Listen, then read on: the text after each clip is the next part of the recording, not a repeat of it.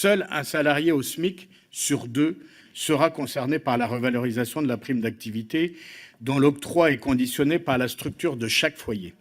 Premièrement, les cotisations sociales ne sont pas des charges qui pèseraient injustement sur les employeurs. Les cotisations sociales sont des droits et des créances pour l'avenir, financés à la fois par les salariés et les employeurs. Désocialiser les salaires, ce n'est ni soutenir le travail, ni aider l'économie. Cela revient uniquement à appauvrir la sécurité sociale, les exonérations étant de moins en moins compensées par l'État.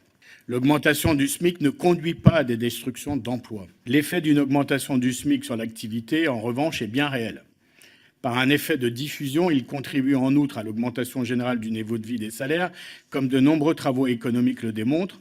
En alimentant la consommation des ménages, il pourrait être le principal levier de relance de l'activité économique. Investir dans les salaires est donc le bon investissement, qui en outre ne partira ainsi ni dans la spéculation, ni dans les paradis fiscaux. Troisième remarque, le salaire ne peut être financé par l'impôt, comme le fait le gouvernement avec l'augmentation de la prime d'activité. Le salaire est la reconnaissance de la contribution des travailleurs à la création de richesses, et ces travailleurs ne demandent pas une allocation, mais de vivre de leur travail. C'est même l'efficacité redistributive de la prime d'activité pour lutter contre la précarité et augmenter le pouvoir d'achat des travailleurs qui peut être mise en cause. Seul un salarié au SMIC sur 2 sera concerné par la revalorisation de la prime d'activité, dont l'octroi est conditionné par la structure de chaque foyer. Contrairement au salaire, cette prime n'ouvre aucun droit. Elle ne se traduira pas dans l'évolution de leur carrière ou de leur qualification et n'entrera pas non plus dans le calcul ni de la retraite, ni bien sûr des allocations chômage. Pour le gouvernement, il s'agit encore une fois de contourner la problématique du partage des richesses qui s'effectue au détriment du travail. Pour les entreprises, il s'agit d'un facteur de déresponsabilisation au profit des pouvoirs publics.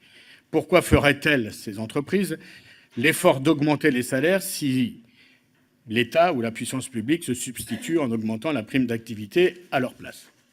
Dans tous les cas, le recours à un tel dispositif périphérique au salaire est un mauvais symbole qui ne répond pas aux attentes et aux aspirations de nos concitoyens. Il faut en finir avec l'addiction française aux politiques d'allègement de cotisations patronales et de cotisations sociales qui sont au mieux inefficaces, au pire dangereuses pour les travailleurs enfermés dans des trappes à bas salaire. Alors qu'on pointe souvent les gaspillages d'argent public, on est en droit de s'interroger sur le CICE dont l'efficience est plus fondée sur la croyance que sur les résultats réels. Les rares évaluations, et je dois vous dire que j'ai été extrêmement surpris quand on en est à peu près à 20 milliards par an et qu'on est incapable d'en mesurer les effets, ce qui peut se comprendre d'ailleurs puisqu'il n'y a pas de contrepartie, donc forcément il n'y a pas de critères d'évaluation. Mais en tout cas, ça pose un sujet, quel que soit par ailleurs l'avis qu'on peut avoir sur la mesure. En dépit de cette quasi-absence d'évaluation, la seule qui existe fait état, de manière très approximative, de 100 000 emplois créés ou sauvegardés.